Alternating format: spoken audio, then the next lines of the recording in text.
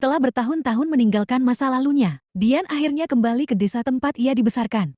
Rumah tua di ujung jalan itu yang dulu dipenuhi tawa, kenangan, dan kasih sayang orang tuanya kini berdiri sunyi, berdebu, dan seakan menatap balik padanya dengan dingin.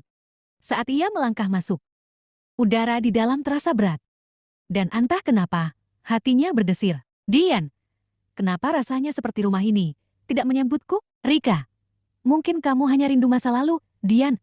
Tapi, aku juga merasa sesuatu yang aneh. Malam pertama di rumah itu tak berjalan tenang. Suara langkah kaki terdengar dari lantai atas. Pintu berderi terbuka sendiri. Dan di tengah kesunyian malam, tawa samar terdengar dari ruang bawah tanah. Dian mencoba mengabaikannya. Tapi semakin hari, gangguan itu makin nyata. Bayangan samar orang tuanya berjalan di koridor, namun lenyap saat ia mendekat. Dian, ada yang tidak beres, aku merasa ada yang menontoniku. Tentang ritual gelap yang pernah dilakukan orang tuanya. Mereka mencoba mengikat roh jahat di dalam rumah ini, namun gagal, dan kini, entitas itu ingin keluar, menuntut balas. Rika, kita harus mencari tahu, Dian, ini bukan kebetulan. Dalam pencariannya, Dian menemukan catatan tua.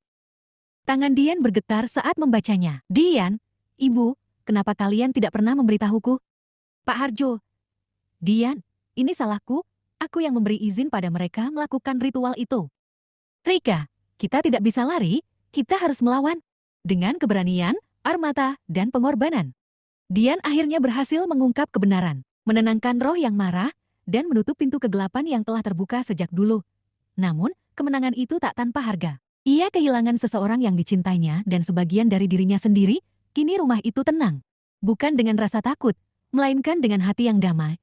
Ia telah belajar bahwa keberanian sejati bukan melawan kegelapan, melainkan berdamai dengan masa lalu yang pernah menghantuinya.